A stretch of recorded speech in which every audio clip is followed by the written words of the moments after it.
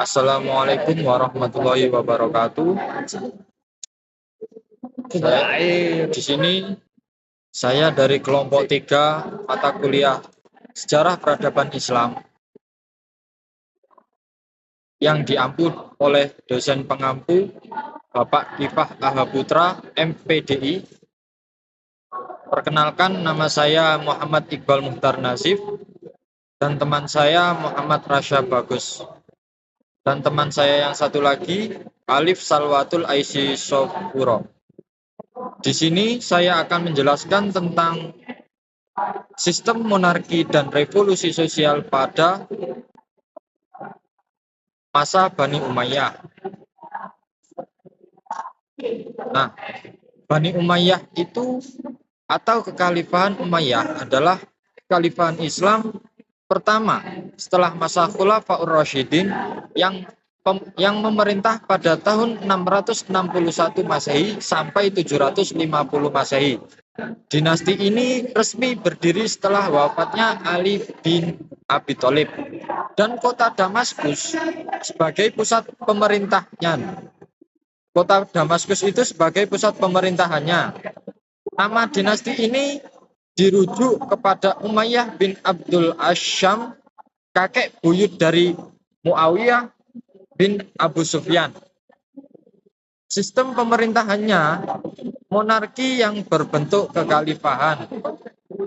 Muasal dinasti Bani Umayyah dimulai pada masa Khalifah Ali Muawiyah yang saat itu menjabat sebagai gubernur Damaskus dan merupakan kerabat Utsman, mengajukan gugatan menuntut kematian Utsman. Dia mempermainkan perasaan umat Islam melalui taktik dan kecerdikannya. Muawiyah tidak mau menghormati Ali dan memaksanya dilema antara menyerahkan pelaku pembunuhan Utsman atau menerima posisi bertanggung jawab atas pembunuhan tersebut, sehingga ia dicopot dari jabatan khalifah. Nah, latar belakang dari lahirnya dinasti Bani Umayyah. Yang pertama itu kematian Khalifah Ali bin Abi Thalib. Setelah berakhirnya masa kepemimpinan Khalifah Ali bin Abi Thalib, muncullah yang dinamakan dinasti Bani Umayyah sebagai penerus kepemimpinan umat Islam. Pada masa Khalifah Ali dan sebelumnya, kepemimpinan masih mengikuti keteladanan Nabi Muhammad SAW dengan pemilihan melalui musyawarah dan kesepakatan bersama. Yang kedua, perselisihan dengan Muawiyah. Pada saat itu, Muawiyah yang menjabat sebagai gubernur di Damaskus, yang juga masih kerabat Utsman, menuntut atas kematian Utsman dengan taktik dan kecerdikannya. Ia mempermainkan emosi umat Islam. Muawiyah tidak mau menghormati Ali, sehingga ia diturunkan dari jabatan khalifah. Dari perselisihan tersebut terjadilah peperangan antara Ali dan Muawiyah. Peperangan tersebut dikenal sebagai Perang Siffin karena terjadi di daerah yang bernama Siffin. Yang ketiga itu Perang Tahkim Siffin. Perang Siffin antara pasukan Ali dan Muawiyah hampir dimenangkan Ali. Namun Muawiyah menggunakan strategi politik dengan mengangkat mushaf Al-Quran sebagai tanda damai, memaksa Ali untuk menerima perdamaian Tahkim yang tidak menguntungkan. Yang keempat itu perjalanan damai dan berdirinya dinasti.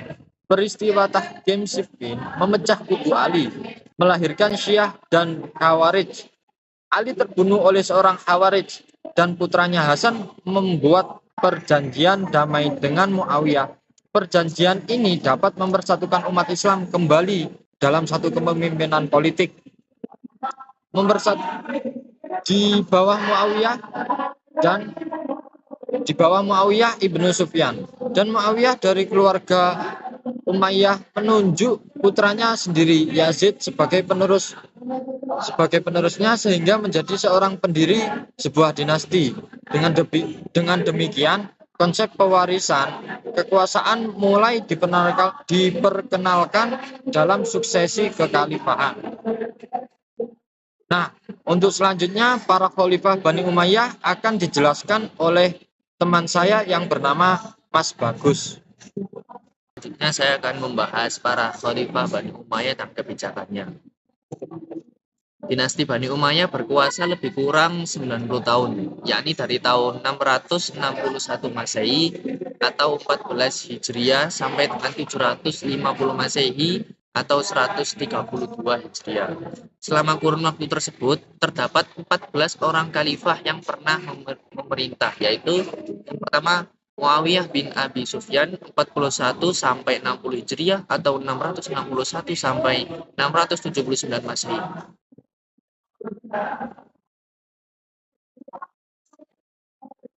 Pengalaman politik Muawiyah bin Abi Sufyan telah memberkahi dirinya dengan kebijakan dalam memerintah. Khalifah Utsman menobatkannya sebagai Amir al-Bahr yang memimpin penyerbuan ke kota Konstantinopel meski belum berhasil.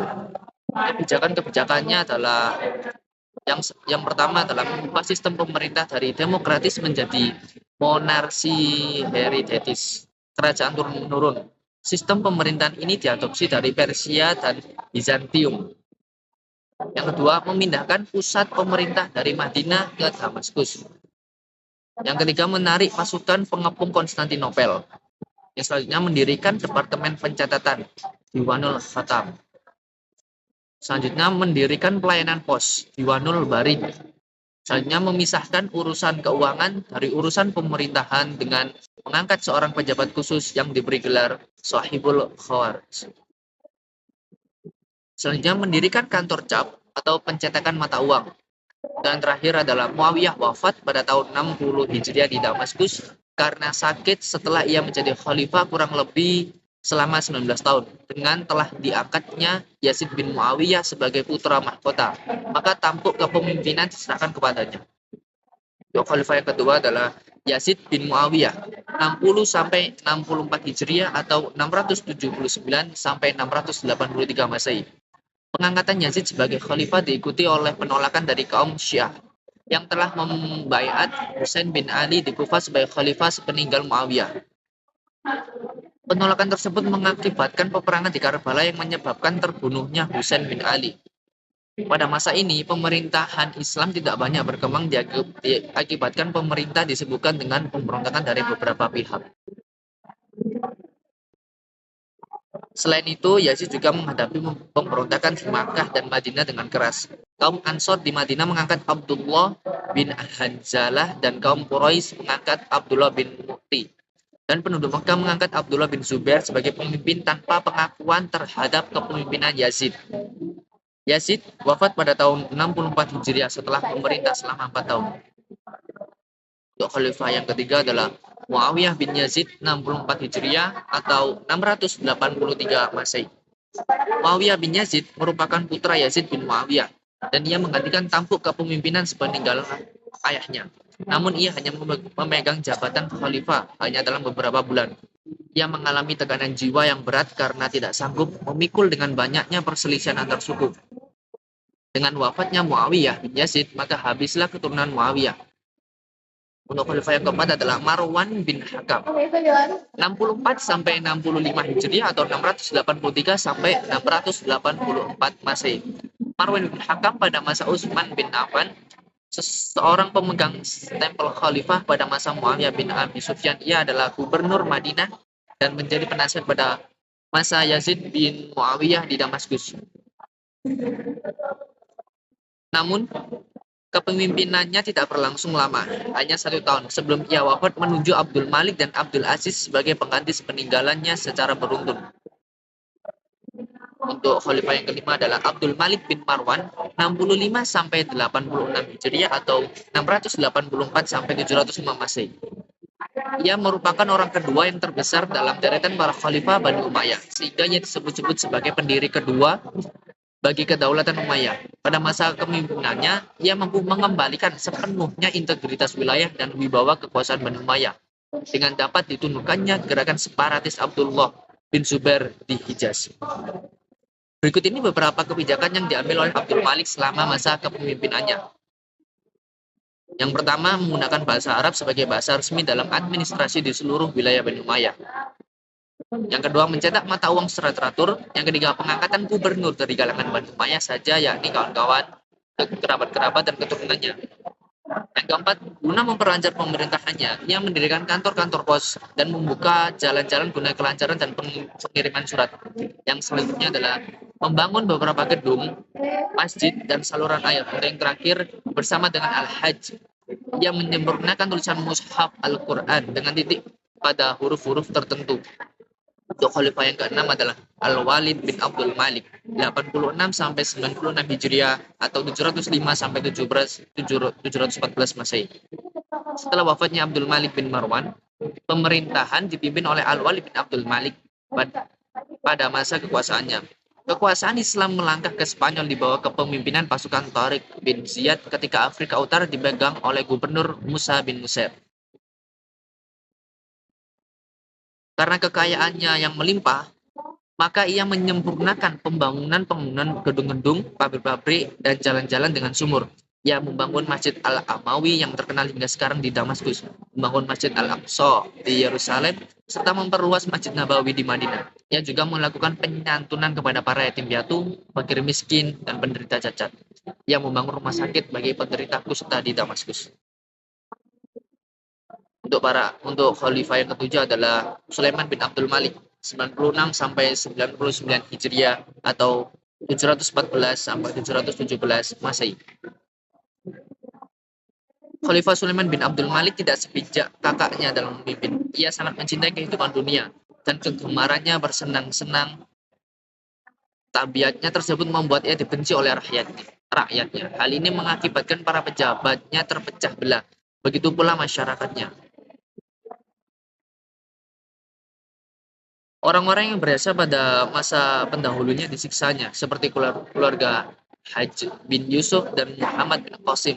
Sulaiman wafat di Dablik, perbatasan Bizantium, setelah berkuasa selama 2 tahun.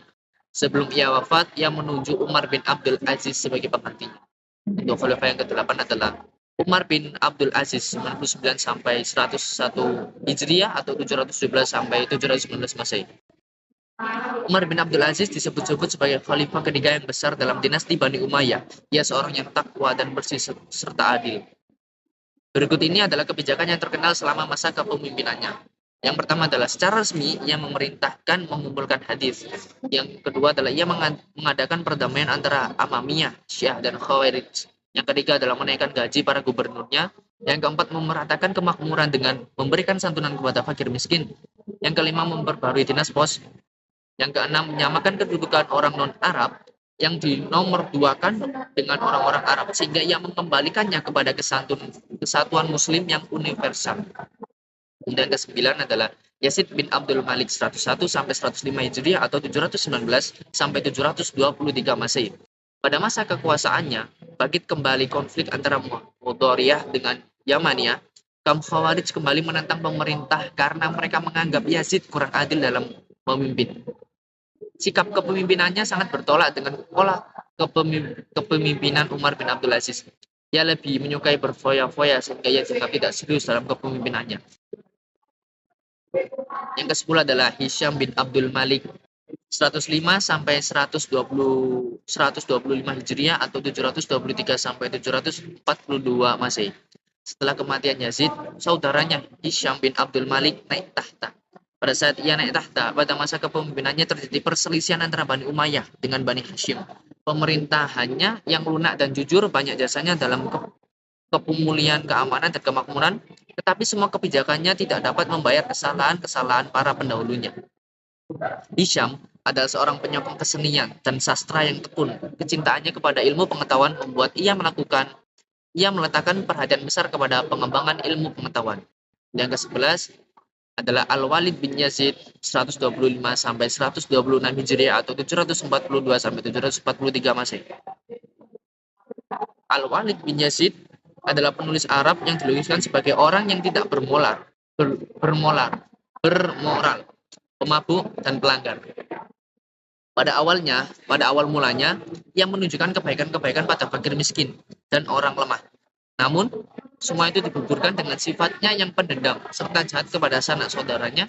Sikapnya ini semakin mempertajam kemerosotan Bani Umayyah. Untuk yang ke-12 adalah Yazid bin Walid bin Abdul Malik 126 Hijriah sampai 743 Masehi. Yang ke-13 adalah Ibrahim bin Walid bin Abdul Malik 126 sampai 127 Hijriah atau 743 sampai 744 Masehi. Yang terakhir adalah Marwan bin Muhammad 127 sampai 132 Hijriah atau 744 sampai 750 Masehi. Sini saya akan menjelaskan tentang para khalifah Bani Umayyah dan kebijakannya. Yang pertama, Muawiyah bin Abu Sufyan. Muawiyah bin Abu Sufyan menjabat pada tahun 41 sampai 60 Hijriah atau 661 sampai 679 Hijriah. Muawiyah bin Abu Sufyan adalah khalifah pertama Bani Umayyah. Dia mengubah sistem pemerintahan dari demokrasi mufakat menjadi monarki absolut. Muawiyah bin Abu Sufyan juga mengangkat Yazid sebagai putra mahkota dan memindahkan pusat pemerintahan ke Damaskus dan mendirikan berbagai departemen pemerintahan.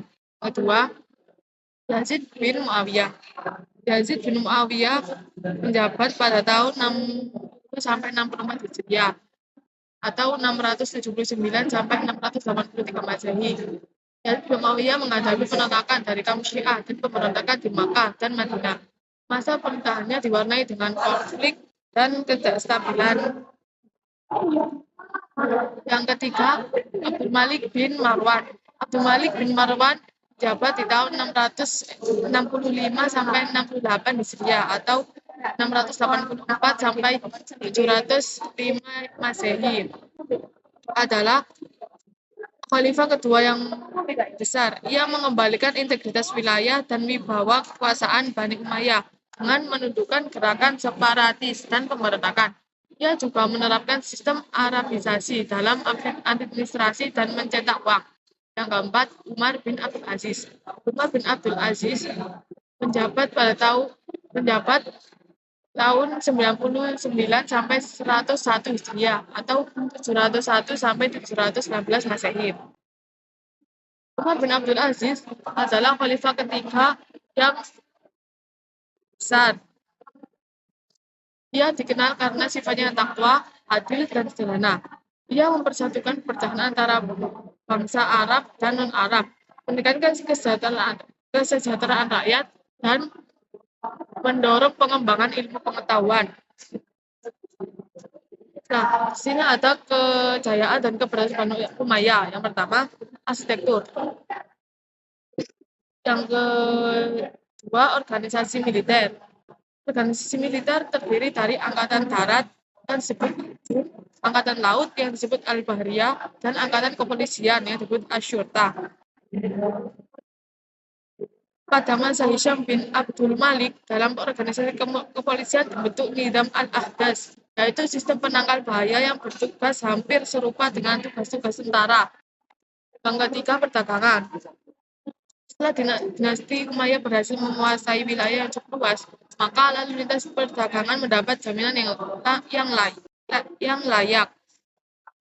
Yang keempat, seni budaya. Yang kelima, pengembangan ilmu pengetahuan. Pengembangan ilmu pengetahuan ada beberapa ilmu yang berkembang pesat, seperti pengembangan bahasa Arab, pengembangan ilmu qiraah, ilmu tafsir, ilmu hadis, ilmu fikih, ilmu nahwu, ilmu geografi, dan tarikh, dan usaha penterjemah.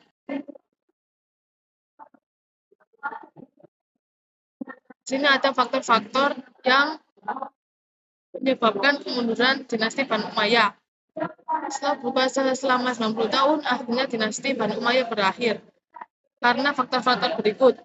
Yang pertama, ketidakpuasan kelompok Khawarij, Syiah, dan Mawali karena merasa terpinggirkan. Persaingan internal, tidak adanya sistem suksesi yang jelas. Yang ketiga, perpecahan etnis Arab, konflik antar suku Arab dan Selatan. Yang keempat, gaya hidup mewah. Yang kelima, pemberontakan Abbasiyah, itu keturunan Al-Abbas bin Abdul Muthalib menumbang kekuasaan. Yang keenam, kematian dua khalifah terakhir Bani Umayyah terbunuh, mengakhiri dinasti. Mereka juga mengubah pemerintah Islam dari musyawarah menjadi monarki absolut. Oke, kesimpulannya, kesimpulannya akan disampaikan oleh saudara Nadif.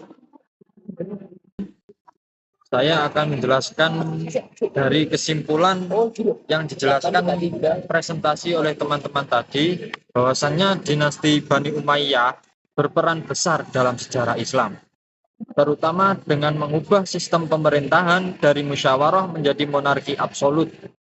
4 khalifah penting adalah Muawiyah bin Abi Sufyan yang memperkenalkan sistem monarki, dan Umar bin Abdul Aziz yang berhasil menyatukan konflik antara Arab dan non-Arab. Kemunduran Bani Umayyah disebabkan oleh ketidakpuasan berbagai kelompok, persaingan internal, perpecahan etnis Arab, gaya hidup mewah para khalifah, serta munculnya pemberontakan Abbasiyah. Dinasti ini berakhir setelah terbunuhnya Khalifah Marwan II oleh pasukan Abbasiyah. Mungkin itu saja yang bisa kelompok kami sampaikan. Kurang lebihnya mohon maaf apabila ada salah kata maupun penjelasan yang kurang jelas dari kelompok kami. Sekian dari kelompok kami. Wassalamualaikum warahmatullahi wabarakatuh.